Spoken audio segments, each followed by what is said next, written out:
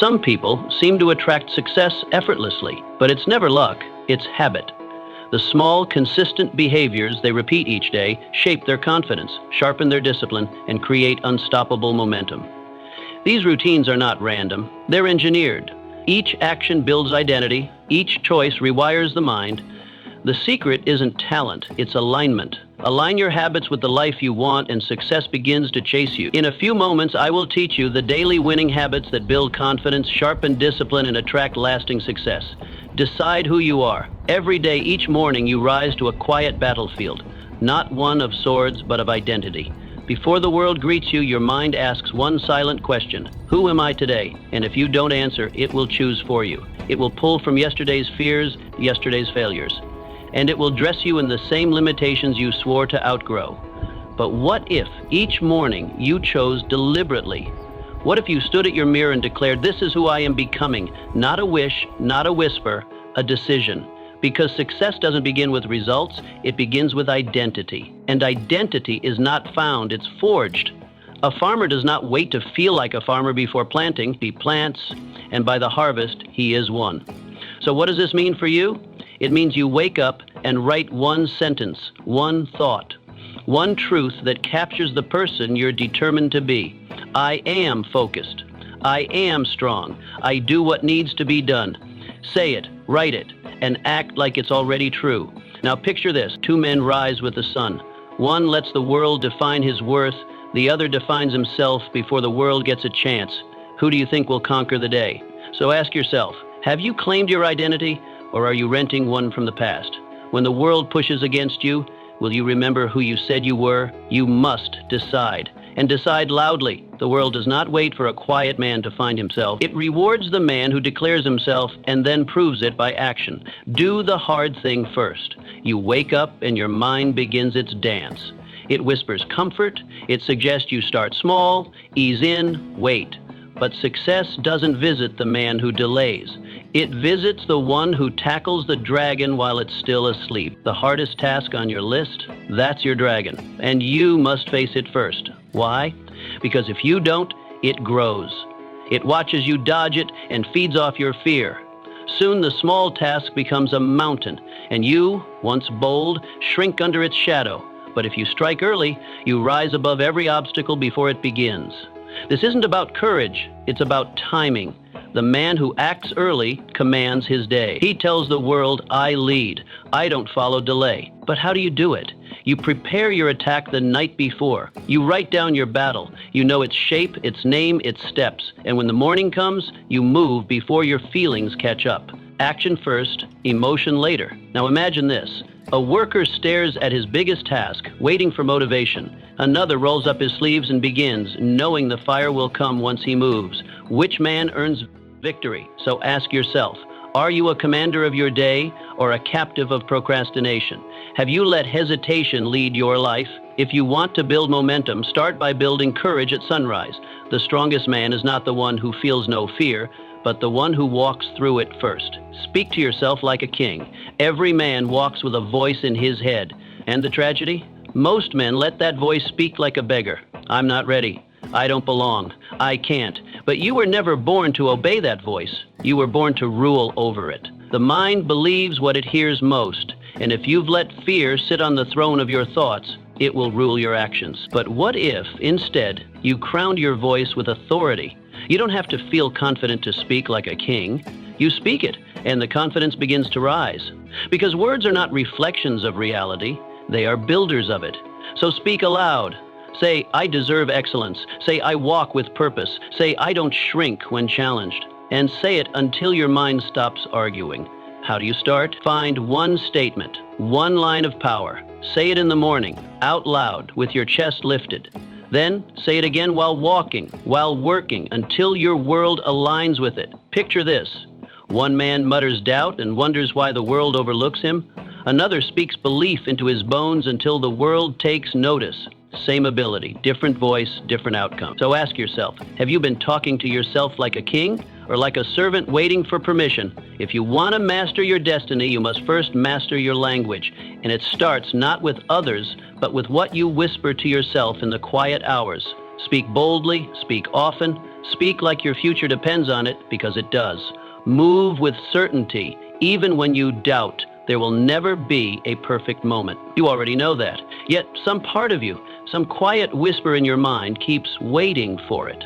Waiting for the day when the fear disappears, the plan is flawless, the heart is steady, and the green light turns on. But that day never comes, because readiness is not a condition, it's a choice. The man who waits to feel ready will always be late to his own life. The world doesn't pause for your confidence, it moves. And only those willing to move with trembling hands, uncertain breath, and an unpolished plan arrive. Clarity, you think, is a prerequisite, but clarity is not the beginning, it is the reward. You act first, you stumble, speak poorly, step awkwardly, but each motion sharpens your direction. You do not become wise before the journey, you become wise because you walked it. Every master was once an amateur. Every confident voice once cracked in fear. The difference between the one who grows and the one who fades isn't talent, it's motion. It's the courage to say, I don't know the whole path, but I will still begin. Let your knees shake. Let your voice tremble. You are not disqualified by your fear. You are defined by your decision to rise anyway. You don't need to move mountains today. Just take one action. Not the easy one that flatters your image, but the one you've been avoiding. The first step into the unknown. Take it. Let it be messy. Let it be imperfect, but let it be real. Picture this. Two men. One sits by the window, waiting for a sign, for certainty, for the stars to whisper, go! The other man, less sure, more afraid, begins to walk. He stumbles. He doubts. But by sunset, he is further along, weathered, tested, and wiser, while the first man still waits. Same day, same dream, different lives. So ask yourself, are you keeping your future on hold until the fear disappears, or will you walk with your fear beside you and keep moving anyway? The man who moves without knowing, without certainty, without perfection, becomes the man who knows. Because action creates clarity. It builds momentum. It forces growth. Success was never about being sure, it was about being willing. Being willing to strike first, even if your hand shakes. Being willing to walk forward, even if the map is missing. The bold are not fearless, they are simply tired of standing still. You don't need everything figured out to begin. You need to begin so you can figure it out. The road reveals itself to those who dare walk it. So start, and trust this.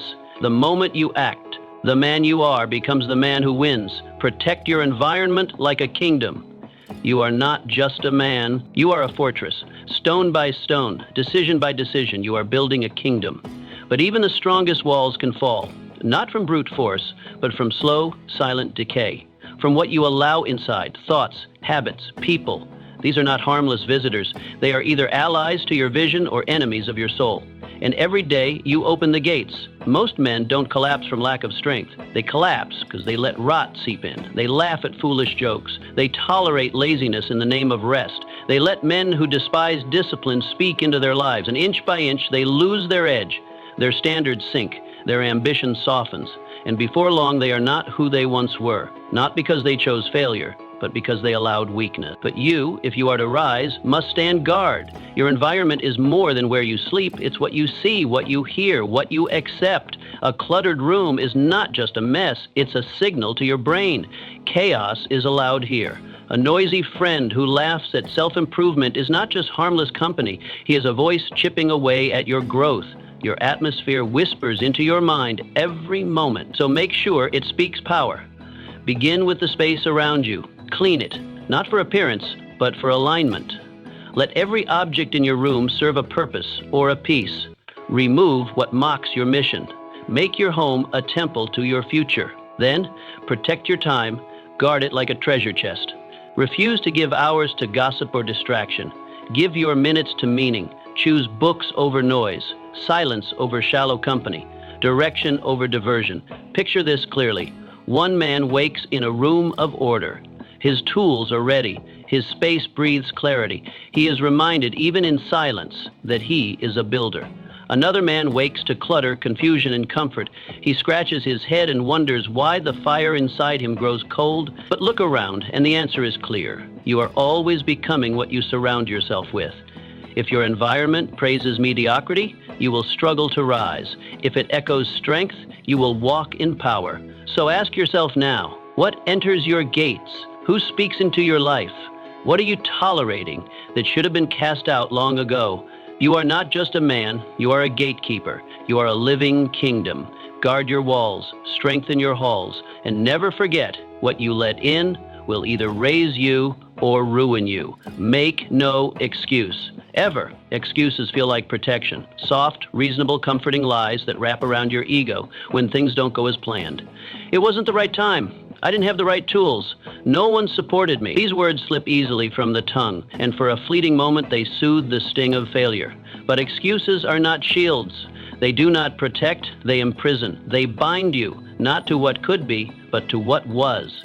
They chain your future to your past and tell you, this is as far as you go. You may deceive others with your reasons. You may even collect sympathy, nods of understanding, and comforting reassurances. But deep within you lives a judge, a silent, incorruptible witness that remembers the truth. It knows when you had a choice and chose safety. It knows when you flinched instead of fought, and no excuse ever silences that voice. You think you need better conditions, more time, more support, but history shows otherwise. Great men were not born in comfort. They were forged in storms. They were betrayed, misunderstood, ridiculed, and doubted, but they acted anyway. While others waited for the weather to clear, they built in the rain. While others drafted excuses, they delivered results. Their secret? Not talent, not timing, resolve. A decision made so firmly, so finally, that no condition could override it. To kill excuses, you must stand naked before your life and say, every inch of this is mine. The good, the bad, the unfinished, the broken. You take ownership, not to punish yourself, but to empower yourself. Because once you accept that your actions, not your circumstances, shape your destiny, you become free. Free to learn, free to change, free to grow. Imagine two craftsmen. One holds up his work and blames the crooked edge on a dull blade. If only I had sharper tools, he says. The other sees the same flaw, but walks to the whetstone and sharpens the edge. He works again. He improves. He accepts responsibility. Not to feel guilt, but to regain control. And over time, the second man earns trust, opportunity, mastery. The first man, still blaming the blade. So ask yourself now, with courage, have you been hiding behind reasons or stepping forward despite them? Have you told yourself a story so many times that you've mistaken it for truth? Are you waiting for sympathy or ready to embrace strength? No man carves his name into history with apologies. He carves it with action, with responsibility, with fierce accountability that says, I'll fix it, I'll face it, I'll rise from it. The world does not remember those who explain their failures. It remembers those who answered them. So say less, speak fewer justifications, shrink your vocabulary of blame, and expand your capacity for effort. When the next test comes, and it will, don't give it a story, give it strength. Burn your excuses, set them ablaze, watch them fall to ash, because they have never served you, they have only stalled you. And you, my friend, were not built to stall, you were built to build, to become, to conquer. And you do that not when everything is right, but when you decide you are done waiting to be ready. That moment is now. Learn. While others sleep, while others rest, you rise. Not out of pride, not for applause, not to outpace the man next to you, but to outgrow the man you were yesterday. You understand something they don't. The world doesn't reward comfort. It rewards mastery. And mastery is born in the unseen hours when most have surrendered to sleep, to silence without meaning. You rise because you know the best way to rise above is to learn what others ignore. Knowledge is power, but only when pursued with urgency. It isn't enough to say, you'll learn someday. You must steal time from ease and give it to effort. The morning becomes your university. The night becomes your library. The conversations you overhear, the failures you reflect on, the books you open. This is your education. And if your eyes are truly open, the world itself will become your greatest teacher. Most men complain they don't have time to learn, but time doesn't arrive at your doorstep with a welcome note. It is carved, chiseled from the bones of comfort, distraction, and delay. You cut away minutes from the unnecessary, the indulgent, the idle. And in that space, you build yourself. You pick up a book while others pick up excuses. You apply while others forget. That is how you rise. The method is simple. Choose a subject that strengthens your future. Whether it's finance, speech, strategy, leadership, or discipline, find something that matters and make it your craft. Don't consume information like a man stuffing himself with empty galleries. Consume with purpose. Read slowly, think deeply, ask questions, test what you learn, act on it. Because knowledge without motion is just another distraction dressed in intelligence. Now picture two men. One finishes his day, slumps into a couch, and lets his mind float on idle chatter and shallow noise. He wakes the next morning sluggish, unsure, already behind. The other man finishes his day with intention. He opens a book, not to pass time, but to claim it. He takes notes, he reflects, he prepares, he rises the next morning with clarity and direction. Over time, who do you think will own the future? The one entertained or the one educated? So ask yourself, have you made learning your weapon or your excuse? Do you say, I don't have time, or do you make time because you know your future depends on it? Genius is not born. Genius is built, and it's built in hours no one sees, in moments of silence that others fill with noise, in choices to learn instead of delay. You don't need more talent. You don't need more motivation. You need more wisdom, and wisdom is not loud. It is not rushed. It doesn't come wrapped in dopamine. It lives in silence, in study, in solitude, and it only reveals itself to the man who is willing to seek. Every lesson you absorb today, every page, every reflection, every practice becomes a foundation stone for the empire you're building. You are not just learning facts, you are learning weapons. And one day, when the world looks up and calls you brilliant, you will know the truth. You were not born special. You simply studied while they slept. Never complain. Turn it into command. When a man complains, he exposes something deeper than frustration. He exposes his belief that he is powerless. In every sigh, every grumble, every whispered lament about how unfair life is, he sends a message to the world. I have surrendered. A complaint is not a cry for help. It is a confession of weakness. And while the world may nod with sympathy, make no mistake, it will not wait for him. It will move forward without him. Because life does not respond to pity, it responds to power. You were not made to be pitied. You were not born to stand in line behind circumstances, begging them to change. You were made to command, to shape, to direct your life through storm and stillness alike. And that command begins with your voice.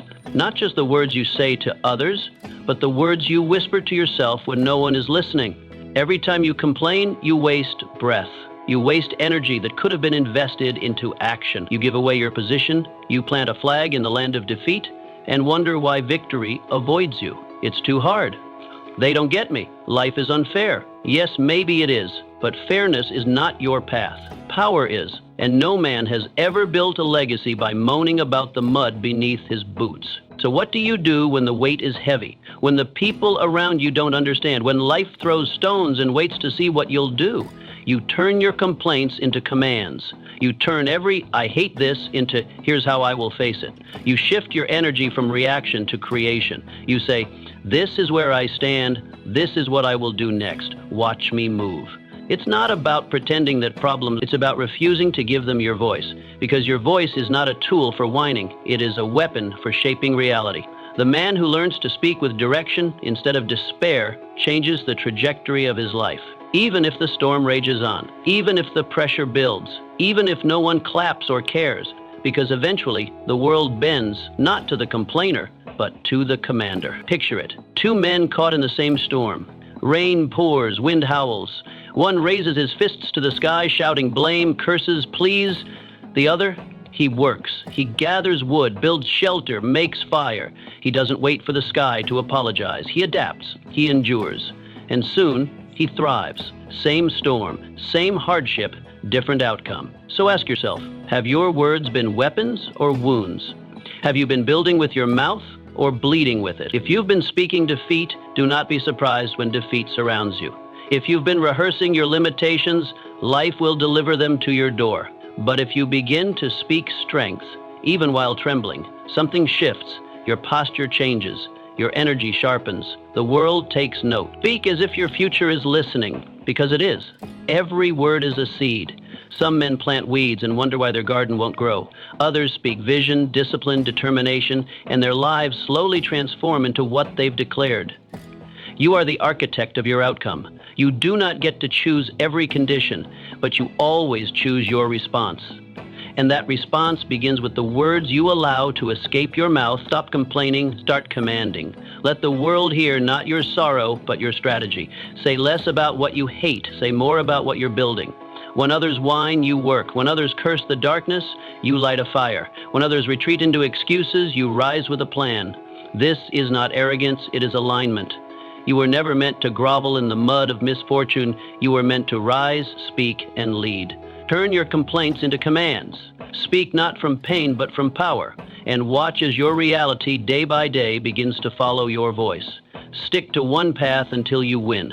The man who changes roads every mile may feel like he's moving, but he never arrives. He hears of a faster way, a newer method, a shinier promise, and he pivots again and again. He sprints, then stalls. He starts over with excitement, then fades in frustration. By the end of the journey, he's not further ahead, he's just more exhausted.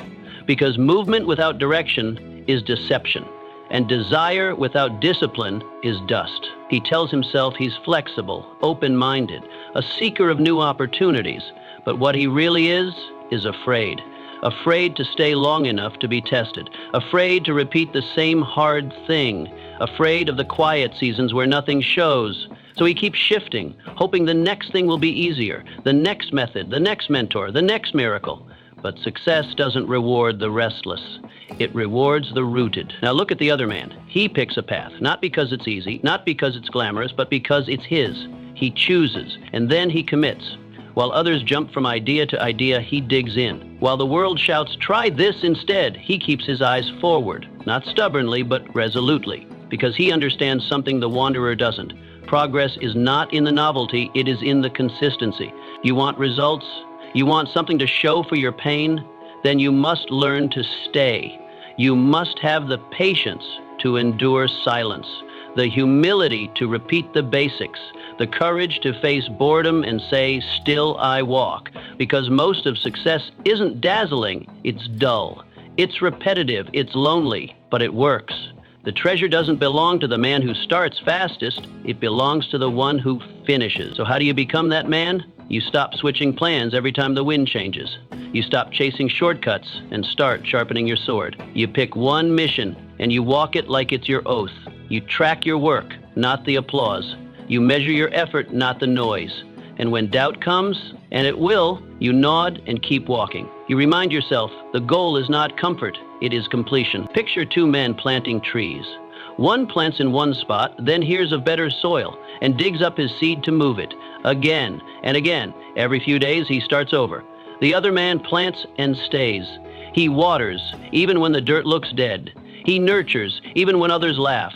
And in time, the one who stayed sees life rise from the ground. His garden blooms. His patience is rewarded.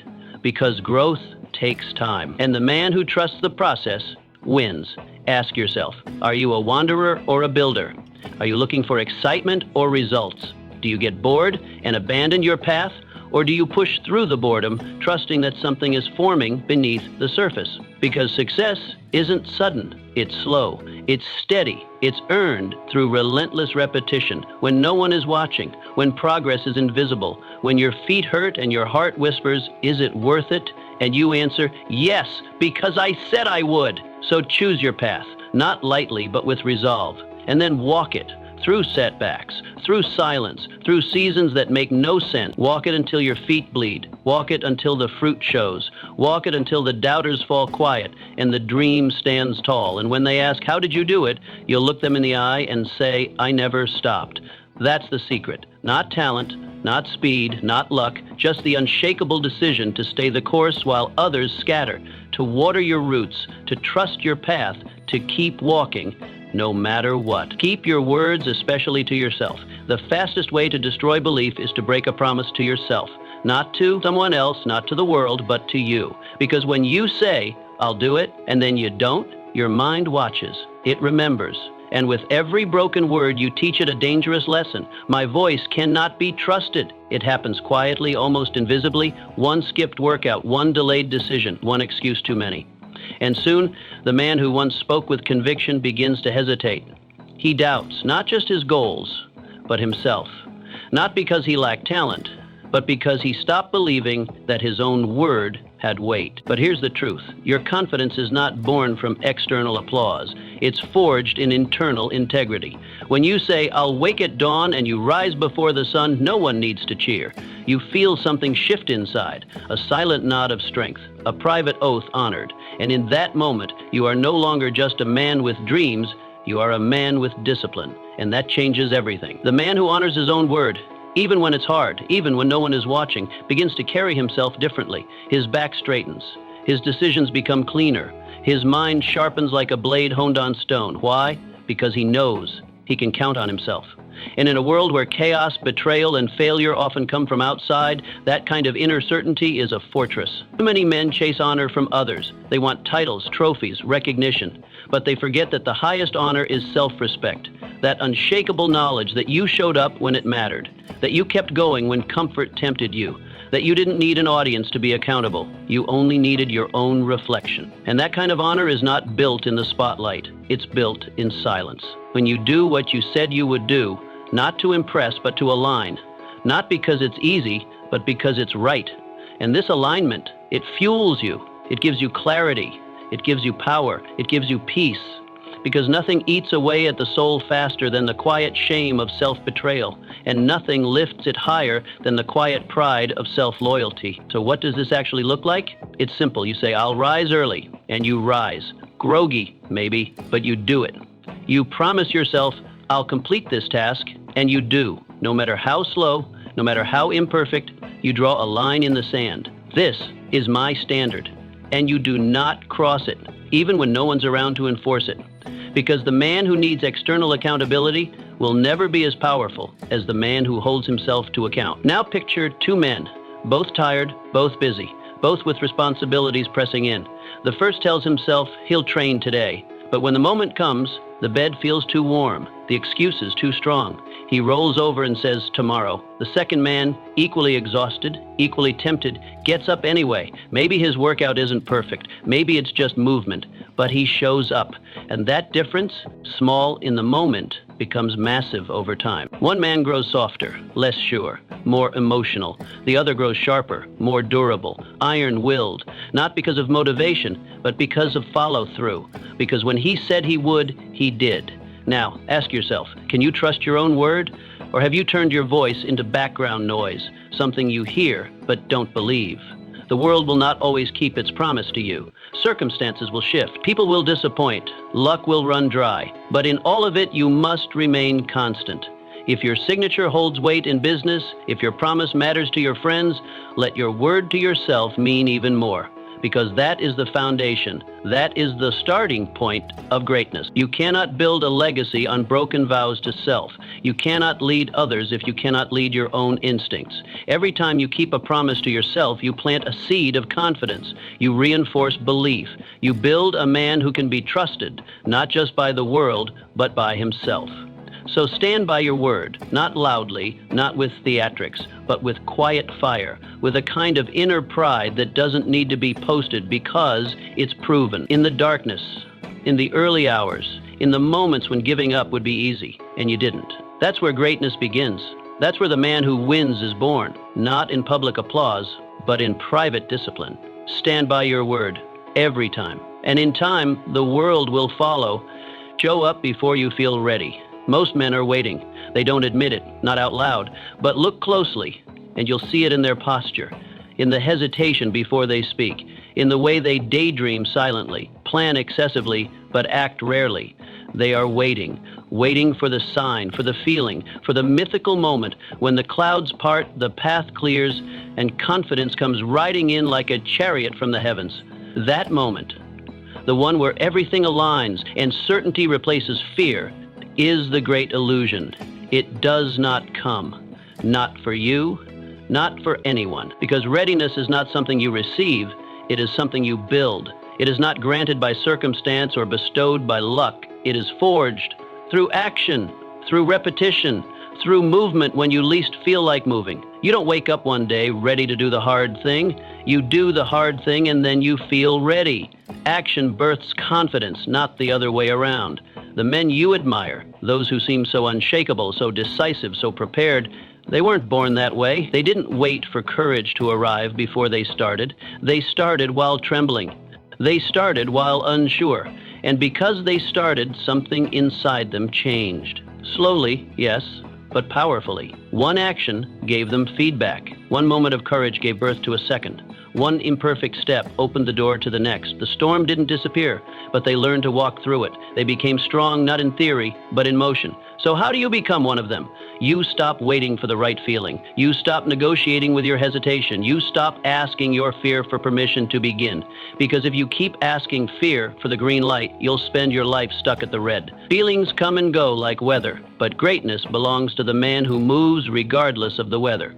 You plant your feet, you tighten your jaw, and you begin, even if your hands shake, even if your mind doubts, even if your heart whispers, "What if I fail?" Because even failure in motion is worth more than perfection in pause. When you act, you collect data.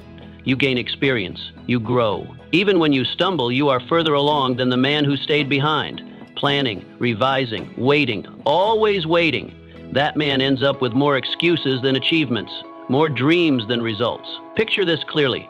Two men stand before a blank page. One says, "I'll begin when inspiration hits me." He waits for lightning, for the perfect words, for the inner music to play. The other man picks up the pen. He writes, badly, maybe, clumsily. His first words don't impress anyone. But he moves, he shapes, he creates. And tomorrow, when he sits down again, the words come easier. Eventually, that second man becomes the author. While the first, still waiting for a sign. So ask yourself, are you that man? Have you been waiting to feel ready? Have you convinced yourself that your inaction is wisdom, that hesitation is planning, that delay is preparation? Or are you willing to become the man who moves in the dark, who reaches forward even when he cannot see the whole path? Life does not reward hesitation, it punishes it. It erodes dreams with delay, it fills the lives of the hesitant with regret and what-ifs. But it rewards movement. It gives more to the man who shows up, even clumsy, even uncertain, than to the man who sits in thought, polishing a plan he'll never execute. The greatest journeys always begin in darkness. The first step is never taken with clarity, it's taken with courage. Courage to move even when you're unsure, to speak even when your voice trembles, to build even when the blueprint isn't finished. You'll never feel ready, not fully. But you don't need to be fully ready, you just need to be willing. Because here's what happens. The second you act, something awakens. The fog doesn't lift all at once, but you begin to see the outline of the road. The confusion lessens, the fear quiets, and you realize it wasn't the path that changed, it was you. Your movement gave you momentum. Your momentum gave you confidence, and your confidence gave you clarity. But none of it arrives until you begin. So stop waiting. Stop praying for signs while ignoring your own potential. Stop preparing your tools and start using them. You have what you need, not everything, but enough to start. Take the first step, then take the next. Let each one teach you, refine you, reveal you. Don't ask the world to prove you're ready. Prove it to yourself. Stand up, step forward, begin. That's how every great story starts. Not with certainty, but with a man willing to move while uncertain. Be that man. Move. Work without needing recognition. There is a dangerous desire that lingers in the hearts of many men, a hunger that whispers not for greatness, but for recognition.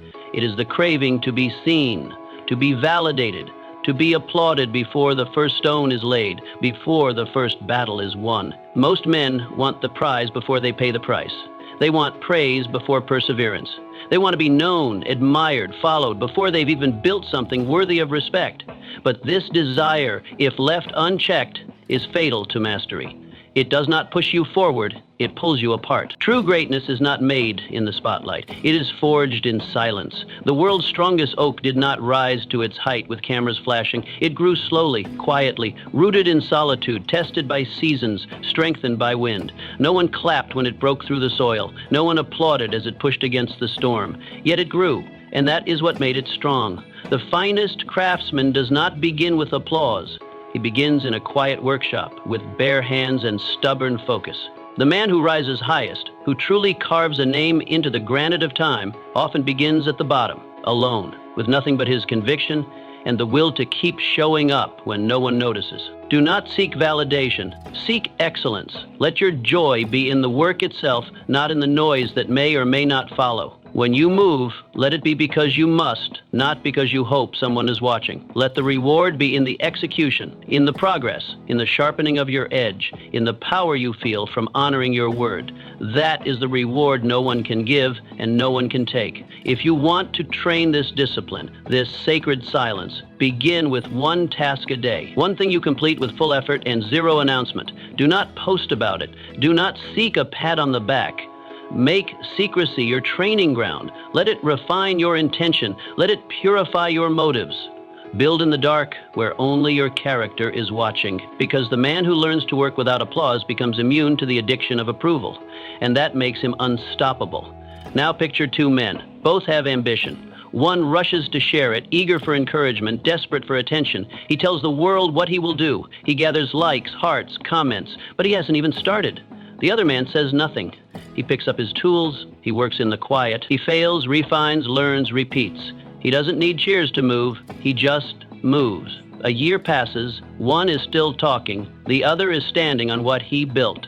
So ask yourself, do you need others to see you before you believe in yourself? Or are you willing to believe first, work first, become first, before anyone notices? The man who works unseen becomes undeniable, because when the foundation is deep, the structure does not need promotion. It speaks for itself. And when your results grow too large to ignore, the world will have to see you, but by then, you won't need their attention. You will have earned their respect.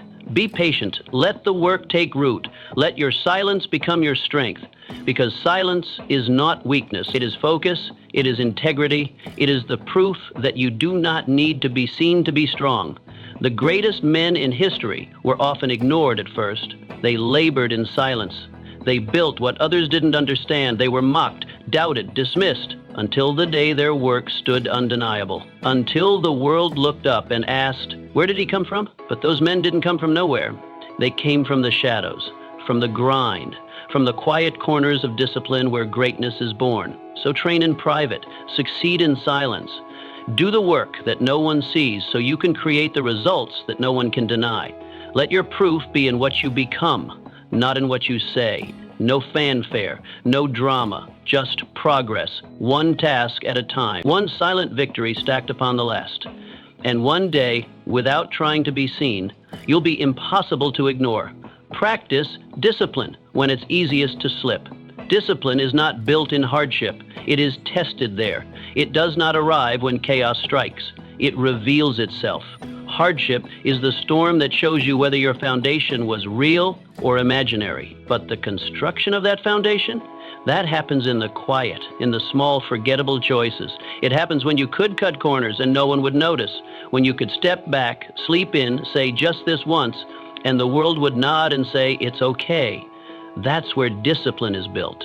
Not in the fire, but in the flicker, in the invisible moment that no one applauds, but you remember. The truth is, most men don't fall in chaos. They fall in comfort. They fall when it's easy to relax, when the pressure is low, when they believe the danger has passed. That's when the inner guard is dropped. That's when softness creeps in. They don't fall from pain, they fall from pleasure. I've earned this. Yes, today. I'll start again tomorrow. These are the whispers of comfort, the slow poison of potential. And they never scream. They gently persuade. But the damage is done all the same. You think no one will notice? You will. And your mind will. It will remember that you said one thing and did another. And over time, that gap between promise and performance becomes a chasm. Your identity begins to crack, not because of one failure, but because of repeated micro-abandonment. And each time you choose ease over principle, you train yourself to flinch, to fold, to fail in advance. Discipline is the act of choosing what you want most over what you want now.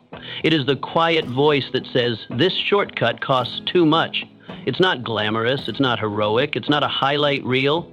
It's choosing black coffee over sugar, silence over distraction, motion over excuses. One step forward every day, even when you're tired, annoyed, uncertain, or uninspired. That's the real war. Not the battle in public, the battle in your own head, when you're alone, and the only person who can hold the line is you. So how do you forge this unshakable core? You don't wait for a crisis to summon it. You train for it now, in the small sacrifices. You wake up before comfort tells you to. You skip the second plate when indulgence tempts you. You write one more sentence. You lift one more rep. These are not big acts, but they build big men.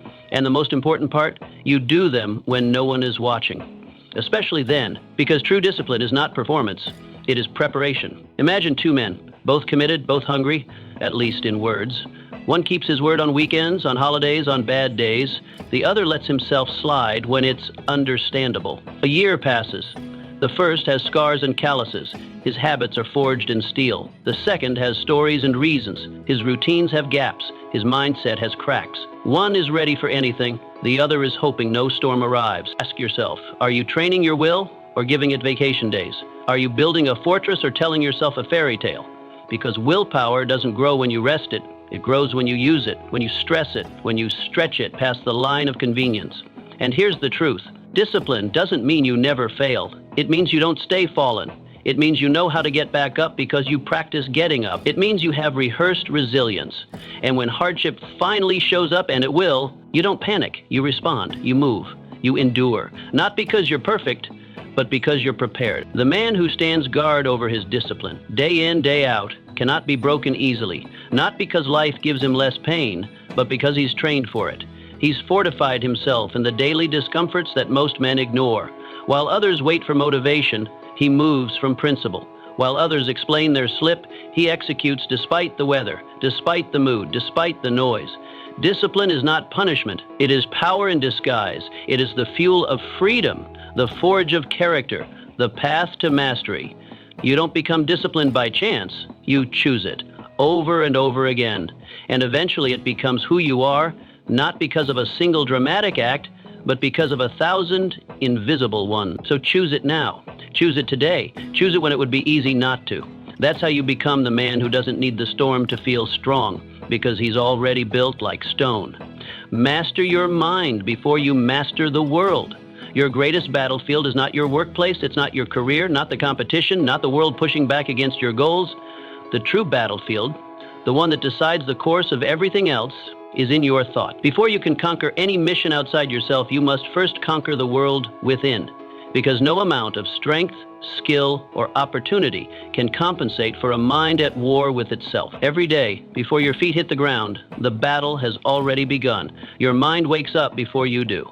And if left unchecked, it starts to whisper. It reminds you of the failures. It warns you of the risks. It asks, what if you're not enough? And if you listen to it passively, fear becomes the architect of your plans. Doubt becomes the reason you hesitate. Insecurity becomes the lens through which you see every challenge. But if you take control, if you seize the reins of your mind, the same thoughts that once broke you can be forged into weapons. Your mind, once undisciplined and scattered, becomes your most loyal soldier. It stands ready. It shields you from weakness. It reminds you of truth. It pushes you forward when everything else says stop. But this transformation is not automatic. It's trained, and it begins the moment you choose to lead your thoughts rather than follow them. The world outside is merely a mirror of the war within. You think you're losing to your circumstances? Look again. You're losing to the voice in your head telling you that you can't. You think someone else is blocking your path? No. It's your own hesitation, your own chaos, your own fragmented focus. And that means the solution isn't out there, it's in here. You must first win inside, and then the world will follow. So how do you begin to win that invisible war? You start before the noise begins, before the world starts making demands of you. You take time every morning to enter the silence. Sit with your mind, just you and the storm. Listen carefully, not to obey, but to observe. What's rising? Fear, insecurity, arrogance, laziness, name it, face it, and then correct it.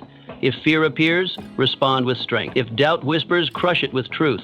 If a lie creeps in, like you'll never make it, answer with the facts of your effort, your discipline, your past victories, your unbreakable intention.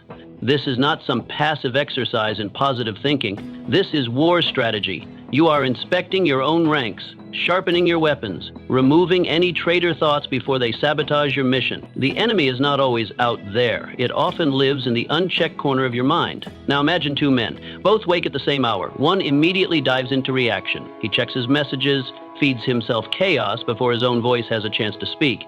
The other man sits first in silence. He breathes. He watches his mind, shapes his thoughts, centers his focus. By noon, the first man is already scattered, beaten by distraction, flustered by doubt, unclear about his direction. The second man has already won, not because the day was easier, but because he was stronger. His mind obeys him, his emotions serve him, his focus is unbreakable. Ask yourself honestly, have you mastered your thoughts or have they mastered you? When pressure rises, who decides your response? When fear creeps in, who wins that moment? Are you the commander of your mind or just another casualty of your own chaos? You cannot build an empire, any empire, whether it's a business, a career, a legacy, with a mind full of clutter and confusion. You must clear the fog. You must sharpen the blade. You must focus the light. It's not about thinking perfectly. It's about thinking deliberately, with intention, with power, with discipline. That's what makes the difference between a man who folds and a man who forges. The great truth is this: the world will try to break you. It will test you. It will throw obstacles, noise, betrayal, failure. But none of that can truly defeat a man who has already won the battle within. If you have clarity in your thoughts, direction in your decisions, and fire in your will, nothing outside can touch you. Because your greatest weapon is not your title, not your income, not your strategy. It is your mind. So build it like a fortress. Patrol its walls daily. Question every thought that enters, and only let in what serves your mission. Train your mind to work for you, not against you. Master the silence. Command your focus. Sharpen your thoughts like blades ready for war. If you win the war inside, the outside world can test you, but it cannot defeat you, because you will not be ruled by fear. You will not be led by doubt. You will not be weakened by distraction. You will walk through storms calm, clear, and ready. And that is how you conquer. From the inside out. Give more than you promised. You want success? Then stop doing the minimum. Stop calculating how little you can get away with and still call it effort. Stop measuring yourself against the lowest standard that qualifies as acceptable. If you want to be exceptional, then give more than is asked. Not for applause, not for credit, but because that's who you are, because that's the standard you set for yourself when no one's watching, when no one's keeping score, when no one's there to pat your back or post your effort online. Most men live right at the line. They do what's required. They meet the expectation. They check the box. Then they go home and wonder why success doesn't follow them, why recognition skips their name, why growth passes them by. But it's no mystery. Success doesn't visit the man who meets the standard. It finds the one who exceeds it, the one who crosses the line and then draws a new one for himself, and then crosses that too. It's not about grand gestures or dramatic sacrifices. It's about showing up and doing more consistently. It's about staying 5 minutes longer, caring when others check out, listening when others rush, learning when others coast. It's about giving your full presence in a conversation, finishing a project with polish, not just speed, anticipating needs before they're spoken. It's about delivering with pride, even when the task is small. The man who gives more becomes unforgettable. He becomes trusted, and that trust is everything. It is the silent echo that follows you into rooms when you're not there. It's the reason your name rises in conversations you don't even hear. It's why doors open, offers appear, opportunities arrive seemingly out of nowhere, but they're not accidents, they're answers. The world responds to the man who gives more than it expects. That extra effort, it's not wasted. It's recorded, not just by people, but by life itself. Your own spirit knows when you've gone beyond. You stand taller, you feel stronger. There's a quiet pride that can't be faked or borrowed. You know deeply that you gave your best. And the people around you, they may not say it, but they notice. They always notice. The silent forces of life, your future bosses, your unseen allies, the chain reactions of trust are all being shaped by that one small act of more. So how do you live this? You bring it into everything, not just the big moments, but the daily ones. Every deal, every handshake, every task, every text, every conversation. Add something, add sincerity, add effort, add excellence. Show up early, deliver ahead of time. Offer to help when it's not your job. Learn the extra details, solve the unspoken problem, do what others avoid. And do it without needing to be asked. Now picture two workers. Both show up at the same hour, both do their jobs, but one does just enough. He watches the clock, he checks the list. The other? He does more. He adds clarity to his communication. He double-checks his work. He offers solutions, not just problems. He brings energy. He brings reliability. He makes things smoother for everyone around him. And when promotion time comes, who gets the call? Not the man who was present, the man who was essential. So ask yourself, with complete honesty, have you done what's required, or have you done what's remarkable? Have you gone just far enough to blend in, or far enough to stand out without needing to raise your voice? This is not about being a servant to others' expectations. It's about being a master of your own identity. The man who gives more than promised isn't being used, he's being shaped into something stronger, into someone who becomes irreplaceable. Because over time, your extra effort becomes your personal signature. It says something about you that no resume, no introduction, no elevator pitch can replicate. It says, you can trust me. I don't quit. I don't cut corners. I don't wait to be told. I rise. And that is the currency of real success. Life listens to effort. It watches quietly and then rewards suddenly. So go beyond. Give more than the job description, more than what's comfortable, more than what's noticed. Build a life on the principle of exceeding, not for applause, but for alignment, for your own soul, for your own power, for the quiet, unshakable knowing that you are not just doing your work, you are becoming your work.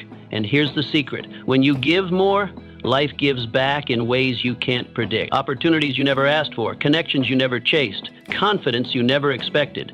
The world expands for the man who refuses to shrink into the average. So live above the line, act without needing to be seen, and in time you'll realize you don't have to ask for success. You become the kind of man it can't ignore. Decide once and never renegotiate. The strongest men don't spend their days deciding. They don't wake up and ask themselves if they should follow through, if today is the right day to begin, if they still want what they once said they wanted. No, they already decided, once, fully, and that decision became their compass, their engine, their unshakable foundation.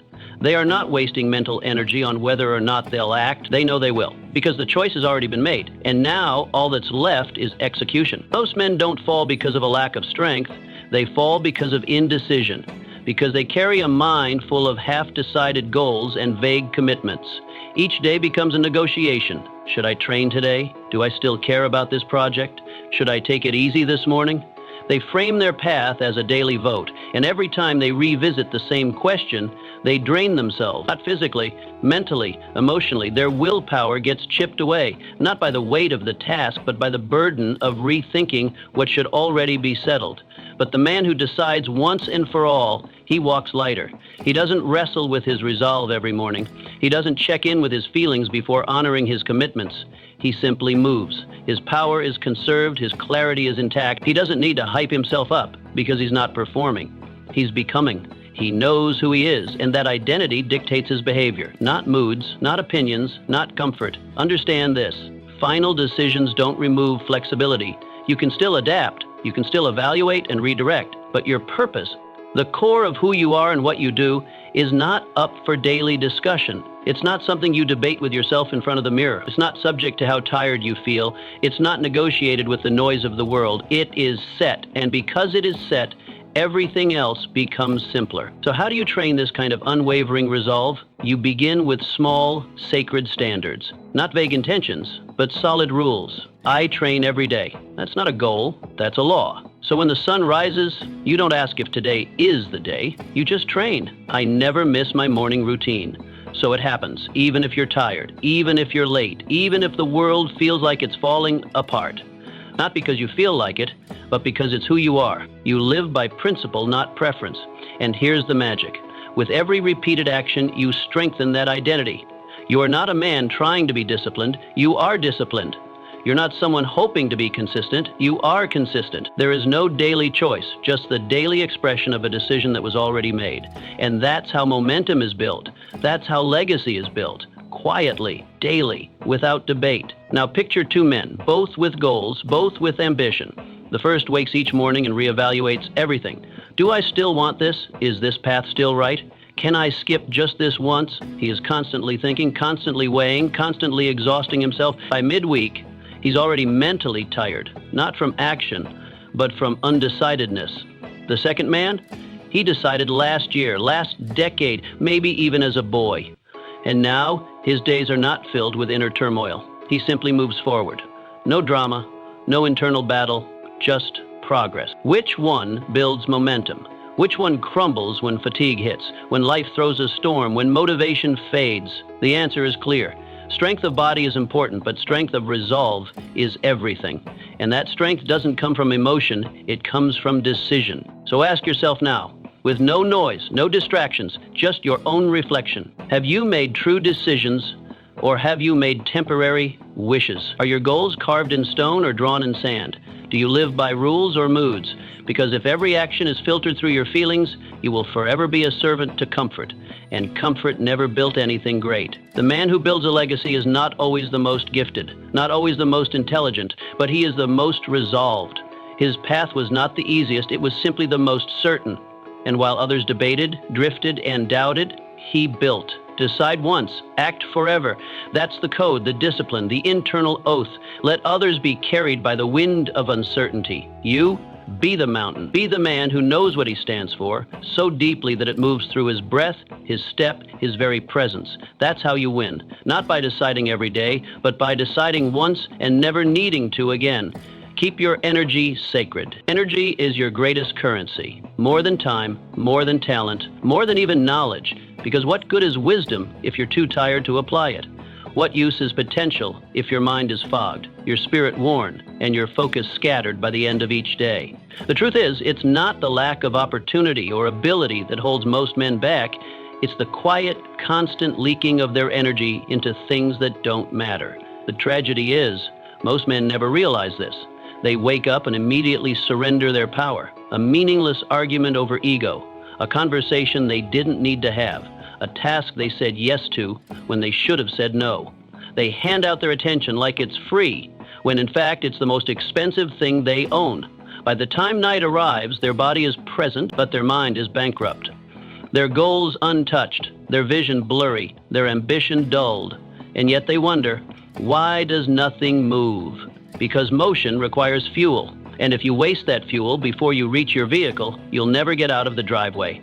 Your job then is not to do more, it is to protect what powers you, to guard your energy like a king guards his crown, ruthlessly, without apology, because you are not limitless. You are not a machine. You are a fire, and fire, if left unattended, dies. So how do you protect it? You begin by observing. You pay attention, not just to your habits, but to the hidden toll they take. What conversations leave you clearer? What ones leave you confused? Who lifts you with their presence, and who pulls you into their storm? What actions sharpen your focus, and which ones scatter your thoughts like dust? Your calendar may say you're productive, but your energy tells the truth. Learn to listen to it. Because not everything deserves a response. Not every message needs a reply. Not every invitation is aligned with your mission. Every yes you give out of guilt or fear is a silent no to your own future. You're not selfish for guarding your energy. You're strategic. You're building something that requires strength, and strength demands conservation. The modern world trains you to exhaust yourself, to chase every notification, to engage every critic, to be available for everyone at all times. But availability is not the same as value. You were not born to be accessible. You were born to be effective, and effectiveness requires focus. Focus requires energy, and energy must be guarded. Picture this clearly. Two men wake at the same hour. One sits for a few quiet minutes, centers himself, chooses his top priorities, and reserves his strength. He moves with purpose. He reacts. He engages. He drains himself in tiny cuts all morning. By noon, both have spent 6 hours, but only one still has the energy to make meaningful progress. One man is building, the other is surviving. That difference, subtle at first, becomes monumental over time. Because the man who learns to channel his energy becomes unbreakable. He doesn't burn out because he knows when to step back. He doesn't get derailed by every demand because he's chosen his direction. He doesn't beg for motivation because his clarity fuels him. So ask yourself honestly, where are you spending power that brings no return? What are the small leaks in your day? The unnecessary debates, the mental clutter, the people you allow too much access, the decisions that could have been avoided if you had a rule. You don't need more time, you need fewer leaks, because your time can be managed, but your energy must be defended. This doesn't mean you live in isolation. It means you live on purpose. You choose when to give. You decide who gets access. You invest where the return is aligned with your mission. And when your fire starts to flicker, you don't push harder. You step back. You refuel. You reset.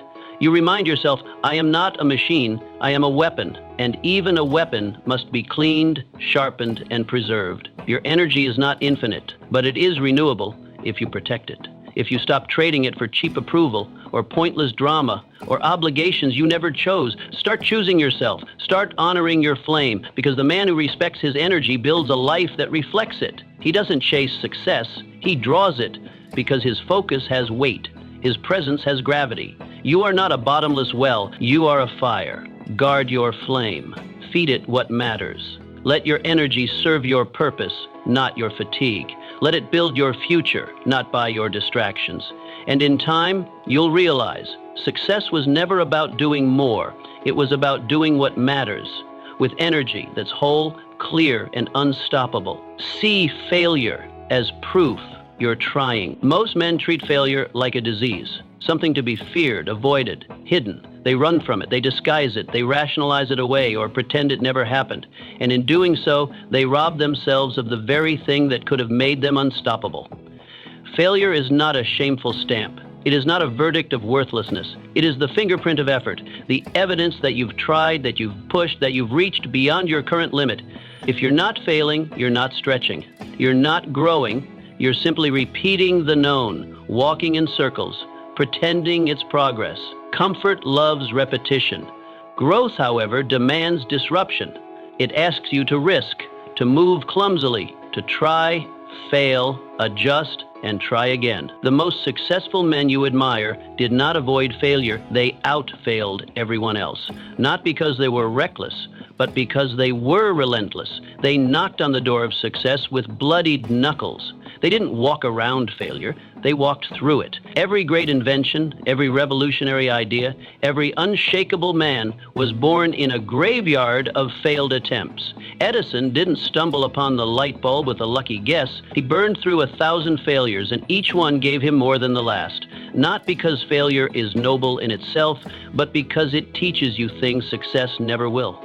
Failure shows you your weaknesses without filters. It sharpens your thinking. It tests your patience, your ego, your grit. It is life's way of refining your hunger. So how do you shift your relationship with failure? You stop seeing it as a punishment. You expect it, not as a pessimist, but as a builder. You welcome it, not with celebration, but with curiosity. When failure shows up, you sit with it. You ask it what it came to teach you. You record it. You study it. You strip it of its sting by naming it, examining it, extracting its wisdom, and then moving on, wiser, sharper, more dangerous. But that's the problem for most men. They never move on. They sit inside failure as if it's a life sentence. They absorb its message and confuse it with identity. One loss becomes, I'm a loser. One mistake becomes, I'm not good enough. But that's a lie. Failure is not a mirror, it's a teacher. And if you treat it like truth instead of a lesson, it will crush you. But if you treat it like a stepping stone, it will carry you to places comfort never could. Now picture two men. One is a craftsman, rough hands, tired eyes, standing in a workshop surrounded by shattered blades, dozens broken, hundreds discarded. He spent months failing, again and again, each time adjusting, reshaping, learning the angle, the temperature, the pressure, until finally one blade emerges that cuts through steel, the masterpiece. Meanwhile, his rival stands with clean hands and polished dreams. Never tried, never failed. Still thinking it through, still waiting for perfection. Now tell me, who truly succeeds, the man who failed forward 100 times, or the man who stayed safe and invisible? The one who risked embarrassment, or the one who stayed comfortably forgettable? Ask yourself now, are you avoiding embarrassment or building endurance? Are you sitting on your potential to protect your image, or are you willing to let the world see you stumble, knowing that every fall brings you closer to your rise? Failure isn't a stop sign, it's a milestone, a marker that says, you're moving, you're trying, you're alive. It is a whisper from life saying, you're getting closer. And if you listen closely, you'll hear that whisper rising into a roar with every mistake you endure. But let me be clear, failure will leave a mark. It should. You will remember the falls, the embarrassments, the missteps. But it should never leave a wound. Wounds fester when you don't move, when you sit in regret, when you attach failure to your worth. But if you rise, if you keep swinging, those marks become muscle. Scar tissue becomes strength. Your memory becomes your map. And when you start to live this way, something shifts. You don't fear the next attempt. You hunt it. You learn faster. You adapt sharper. You develop an internal steel that no praise, no applause, no soft compliment could ever build. Fail faster. Learn sharper. Rise higher. That is the path. It is not glamorous. It is not polished. It is not easy, but it is real. It is the only way to break out of the loop of mediocrity and into the life most men only dream about. So fail.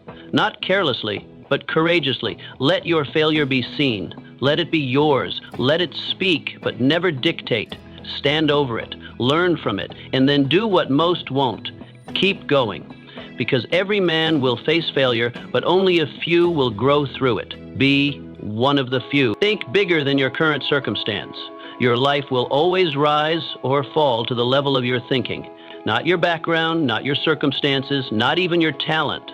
Thought is the silent architect of destiny. It shapes your reach, your actions, and your outcomes. The man who thinks small, who dreams cautiously, who sets only what seems realistic, builds a life confined by walls he has drawn himself. But the man who dares to think beyond his current place, that man begins to rise above it. Your thoughts are the blueprint of your future. If your goals are modest, your actions will follow suit. You will only invest as much effort as your vision demands. You'll work to survive, not to soar. You'll settle because you've never stretched. And over time, you'll shrink, not because life forced you to, but because your mind gave up the right to imagine more. What traps most men isn't ability, it's belief. They look around and say, this must be it. They mistake their environment for their ceiling. They confuse the familiar with the final. But your current situation, no matter how limited, how average, or how bleak, is not your final form. It's just a starting point, a chapter, not the entire book. The danger lies in staying there mentally, in thinking that the world ends at the edge of your town, your job title, or your bank account. The first war you must win is the war against small thinking. And to do that, you must ask better questions. The questions you ask shape the life you pursue. Most men ask, what can I afford, and spend their days calculating limitations. But the man who rises asks, what can I create? He isn't looking for permission, he's looking for possibility. While others ask, what's realistic? He's asking, what's possible if I refuse to stop? One line of questioning locks the cage, the other shatters it. To think bigger, you must separate yourself from what is and become obsessed with what could be. You must train your imagination like a muscle, stretch it, feed it, discipline it, not with fantasy, but with focused intention. You do not daydream passively, you envision purposefully. You study models, not excuses. You look up, not around. And when people say be practical, you nod, but privately you build a life that defies practicality. Picture this clearly. A man born into a small village, dirt roads, modest homes. The world tells him this is life, but every night he pulls out a map. He studies borders he's never crossed. He reads about empires, about ideas, about men who carved futures out of the unknown. He begins to believe, not in what he sees, but in what he senses is possible. One day he leaves, prepared, determined, and over time, he builds an empire that others can't comprehend. His friend, who stayed behind, never thought beyond the next hill. Not because he couldn't, but because he never asked himself what lay beyond it. That is the difference.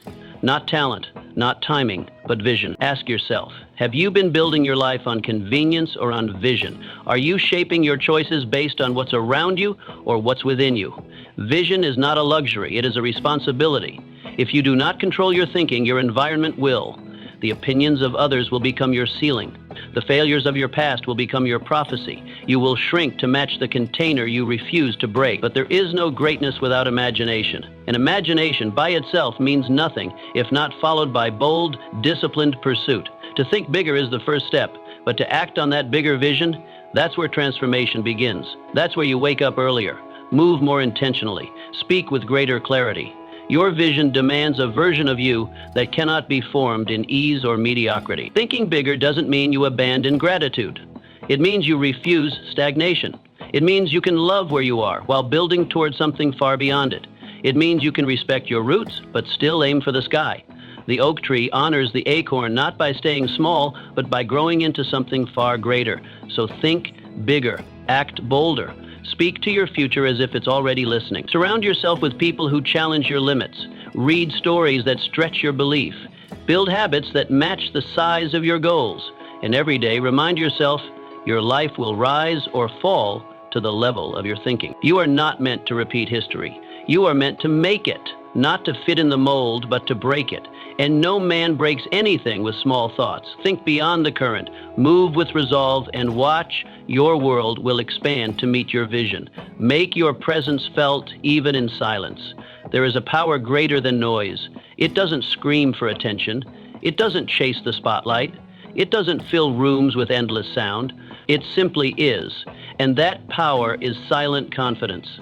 The kind of presence that turns heads when you walk in, not because of what you say, but because of who you are. It's not volume that commands respect, it's weight. And weight is not worn like a costume. It's carried like a crown, forged in silence, shaped in struggle, and anchored in self-trust. Some men need to be heard. They enter a space and immediately reach for approval. They talk first, talk fast, talk loud. They flood the air with opinions, eager to be seen, terrified of being overlooked. But there's another kind of man, the rarer kind. He doesn't speak to be noticed. He speaks because he has something to say. And sometimes he doesn't speak at all, but you feel him. His presence isn't showmanship, it's substance. He doesn't compete for space, he creates it. This kind of man is not born, he is built, slowly, deliberately, through days of discipline, through nights of reflection, through years of choosing clarity over chaos, purpose over noise. He knows what he stands for. He knows what he's overcome. He's not trying to convince you because he's already convinced himself.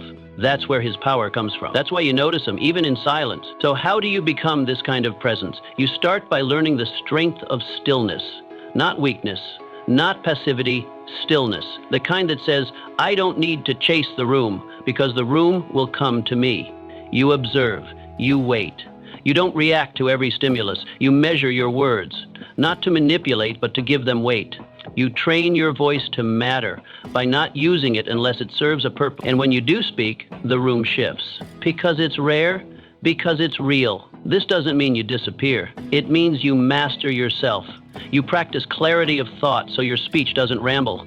You build conviction so your words don't wobble. You train your tone to reflect your soul, not your insecurity.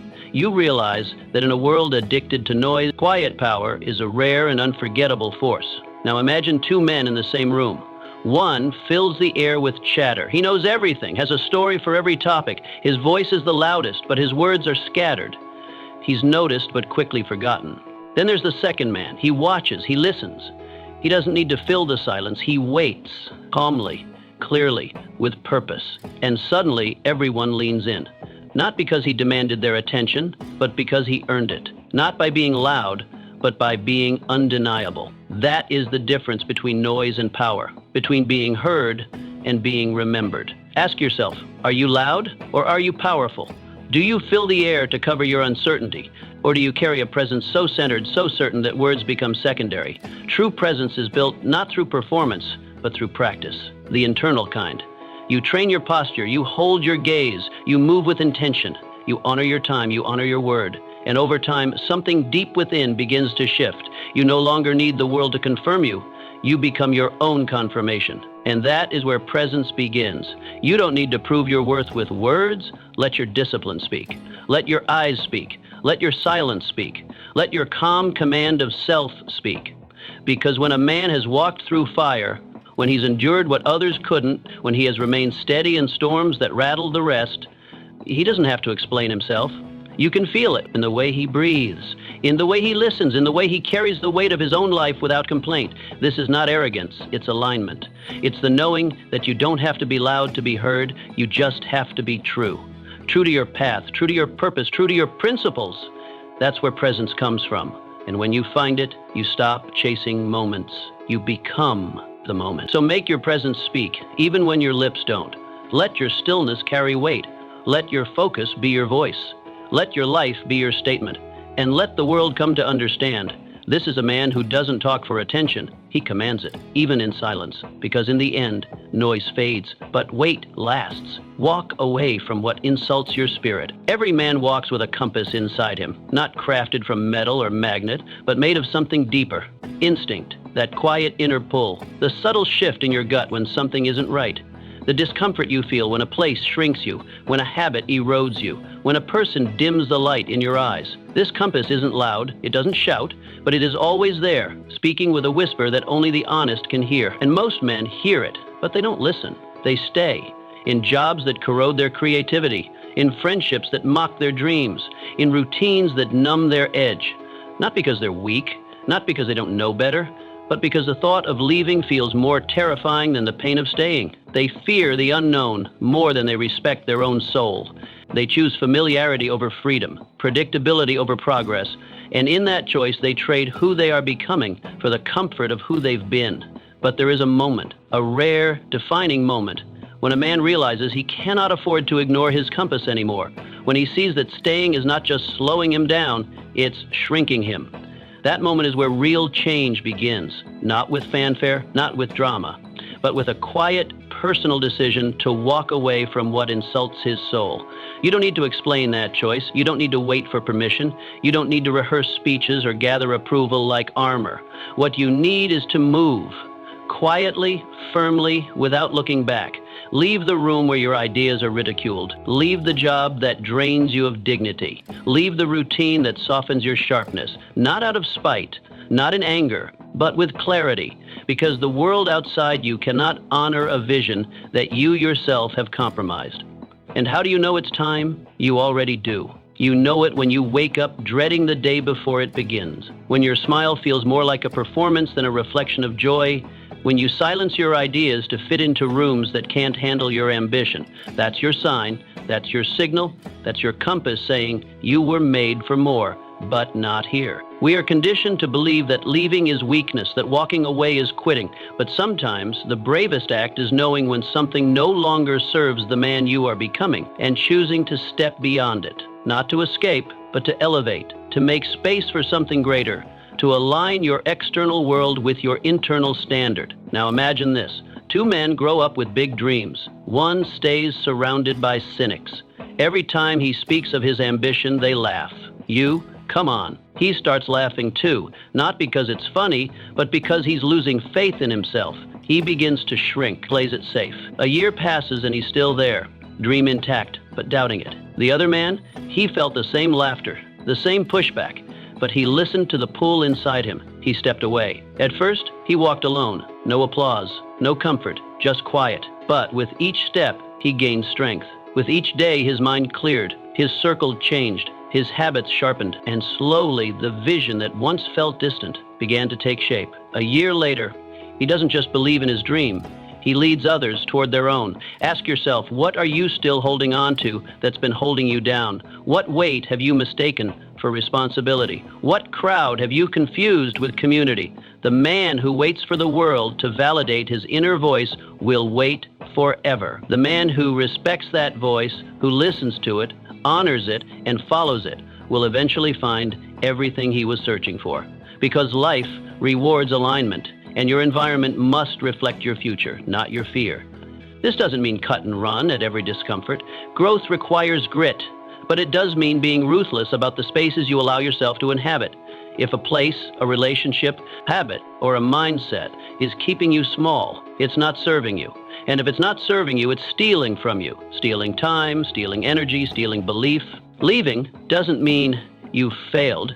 It means you've recognized that your standard has risen, and you're no longer willing to shrink to match the surroundings. You walk away not to prove anything to them, but to prove something to you, that you're willing to trust your own compass, that your spirit matters more than your comfort zone. And when you leave what drains you, something strange happens. Space opens up, air returns, possibility re-enters the room. You breathe deeper, you walk taller.